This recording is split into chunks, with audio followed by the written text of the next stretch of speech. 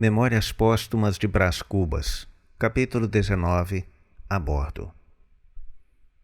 Éramos 11 passageiros, um homem doido, acompanhado pela mulher, 2 rapazes que iam a passeio, 4 comerciantes e 2 criados. Meu pai recomendou-me a todos, começando pelo capitão do navio, que aliás tinha muito que cuidar de si porque, além do mais, levava a mulher tísica em último grau. Não sei se o capitão suspeitou alguma coisa do meu fúnebre projeto, ou se meu pai o pôs de sobreaviso. Sei que não me tirava os olhos de cima, chamava-me para toda parte. Quando não podia estar comigo, levava-me para a mulher. A mulher ia quase sempre numa camilha rasa a tossir muito e a afiançar que me havia de mostrar os arredores de Lisboa. Não estava magra, estava transparente. Era impossível que não morresse de uma hora para outra. O capitão fingia não crer na morte próxima, talvez por enganar-se a si mesmo. Eu não sabia, nem pensava nada. Que me importava a mim o destino de uma mulher tísica no meio do oceano? O mundo, para mim, era Marcela. Uma noite, logo no fim de uma semana, achei ensejo propício para morrer. Subi cauteloso, mas encontrei o capitão, que junto à murada tinha os olhos fitos no horizonte. "Algum temporal?" disse eu. "Não", respondeu ele, estremecendo. "Não. Admiro o esplendor da noite. Veja, está celestial." O estilo desmentia da pessoa, assaz rude e aparentemente alheia a locuções rebuscadas. Fitei-o. Ele pareceu saborear o meu espanto. No fim de alguns segundos, pegou-me na mão e apontou para a lua, perguntando-me por que não fazia uma ode à noite. Respondi-lhe que não era poeta. O capitão rosnou alguma coisa, deu 2 passos, meteu a mão no bolso, sacou um pedaço de papel, muito amarrotado. Depois, à luz de uma lanterna, leu uma ode horaciana sobre a liberdade da vida marítima. Eram versos dele. "Que tal?" Não me lembra o que lhe disse. Lembra-me que ele me apertou a mão com muita força e muitos agradecimentos. Logo depois recitou-me 2 sonetos. E ia recitar-me outro quando o vieram chamar da parte da mulher. "Lá vou", disse ele, e recitou-me o 3º soneto com pausa, com amor. Fiquei só, mas a musa do capitão varrera-me do espírito os pensamentos maus. Preferi dormir, que é um modo interino de morrer. No dia seguinte acordamos debaixo de um temporal que meteu medo a toda a gente, menos ao doido. Esse entrou a dar pulos, a dizer que a filha o mandava buscar numa berlinda. A morte de uma filha fora a causa da loucura?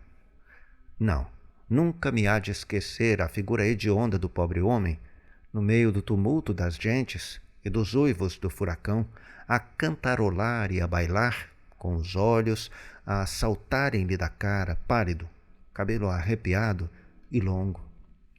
Às vezes parava, erguia ao ar as mãos ossudas, fazia umas cruzes com os dedos, depois um xadrez, depois umas argolas e ria muito, desesperadamente. A mulher não podia já cuidar dele. Entregue ao terror da morte, rezava por si mesma a todos os santos do céu.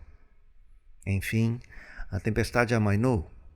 Confesso que foi uma diversão excelente a tempestade do meu coração.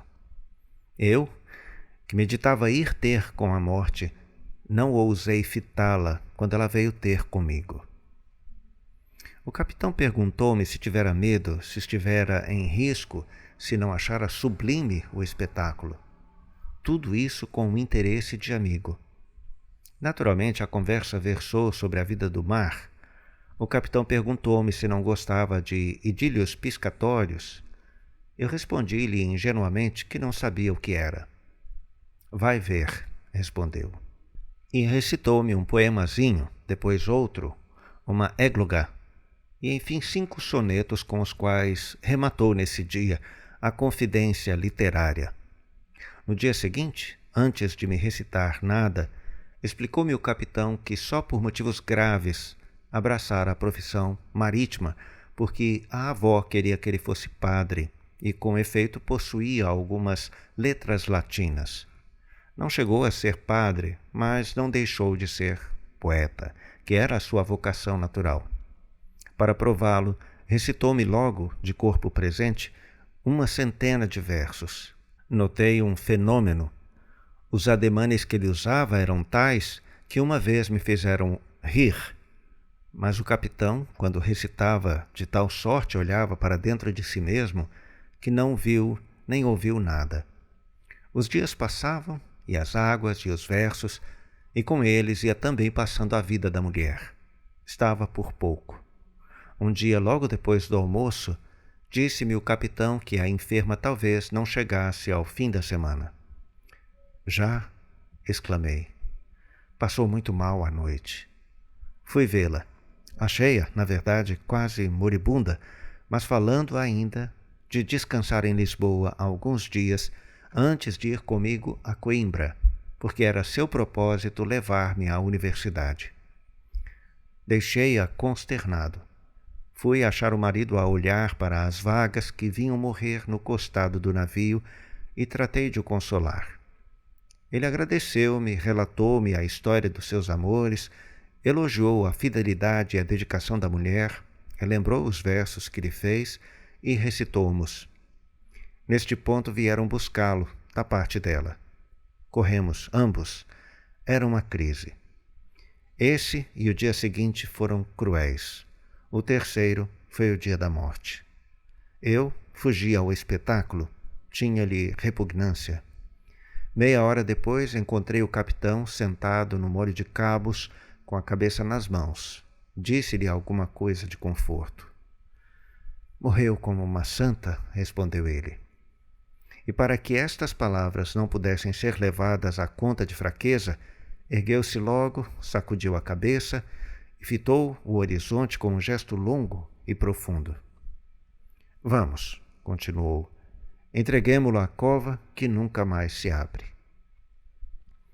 Efetivamente, poucas horas depois, era o cadáver lançado ao mar com as cerimônias do costume. A tristeza murchara todos os rostos. O do viúvo trazia a expressão de um cabeço rijamente lascado pelo raio. Grande silêncio.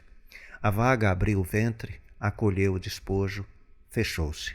Uma leve ruga, e a galera foi andando. Eu deixei-me estar alguns minutos à popa com os olhos naquele ponto incerto do mar em que ficava um de nós. Fui dali ter com o capitão para distraí-lo. Obrigado, disse-me ele, compreendendo a intenção. Creia que nunca mais me esquecerei dos seus bons serviços. Deus é que lhe os há de pagar. Pobre Leocádia, tu te lembrarás de nós no céu.